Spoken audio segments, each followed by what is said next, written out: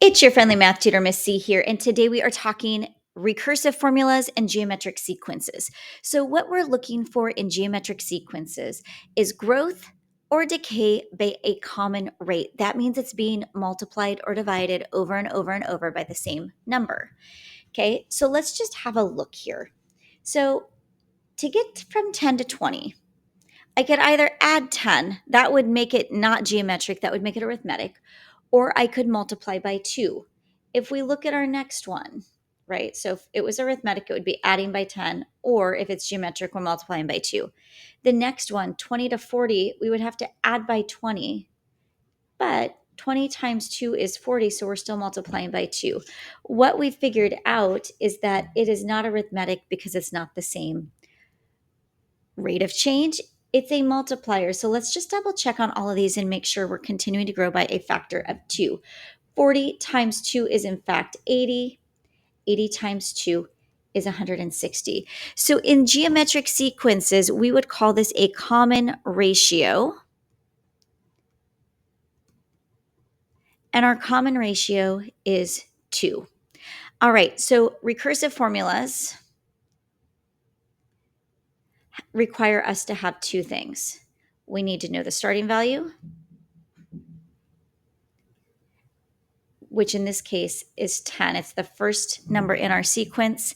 And we need to know the common ratio, which we abbreviate as R, which is 2. All right, so let's go ahead and write our recursive formula. It has two parts. The first part says that I have to write my starting value. So we write that as U sub 1 equals 10, which is our starting value. Okay, and then we write our rule. So we're going to say U sub n. So remember, n is any term, equals, I'm going to write our common ratio, which is 2. That tells us we're growing by a factor of 2 each time, times U sub n minus 1, where, and now we've got to essentially tell it what the smallest value is that we can use. So we're going to say where n has to be greater than or equal to. Now, here's the catch. We started at term 1. So when we plug a value into this n, we have to get out U sub 1 as our smallest value. So that means it needs to say where n is greater than or equal to 2. So this whole thing right here is our recursive formula.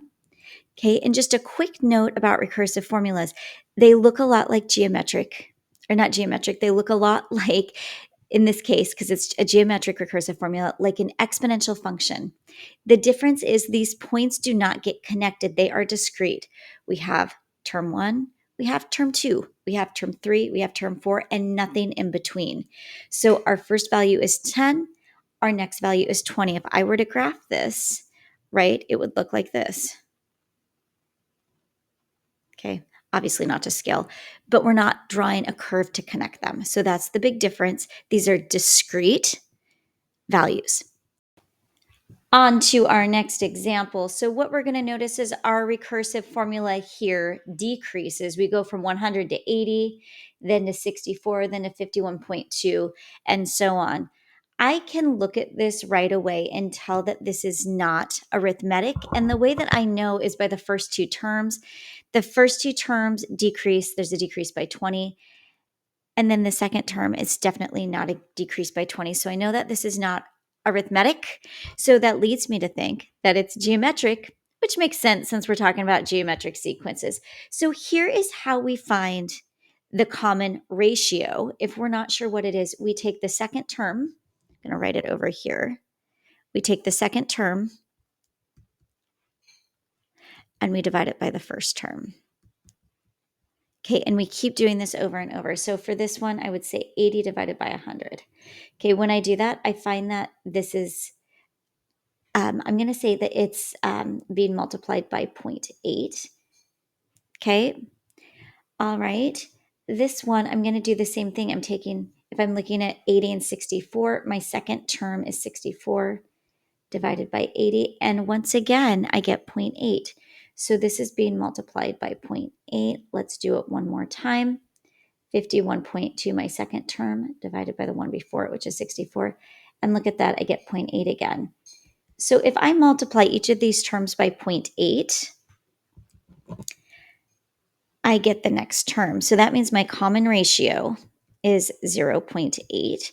And because this number is greater than 0 and less than 1, I know that this is decreasing. Also known in exponentials or geometric sequences as decay. So let's go ahead and write our recursive formula. That's what we're writing here. So we always start with our starting value. So when we say u sub 1, that means the first term of our starting value is 100. And then we say u sub any term. So if I put any number in for n, I could find that term equals our common ratio, which is 0.8 times u sub n minus 1, where we now have to call out that our first term is term 1. So remember, n minus 1 needs to equal 1, so n has to be greater than or equal to 2. All right, so this would give you this sequence. Once again, this sequence is just a number of points that are decreasing. It's looking like an exponential graph, but these are discrete. That means there's nothing in between 100 and 80. There's nothing in between 80 and 64. We have term 1, term 2, term 3, and nothing else. All right, that is the lowdown on geometric sequences and how you write recursive formulas from them. If you found this video was helpful, please like it so that other people can see it, and make sure to subscribe so you never miss a math video. Till next time, remember, you've got this.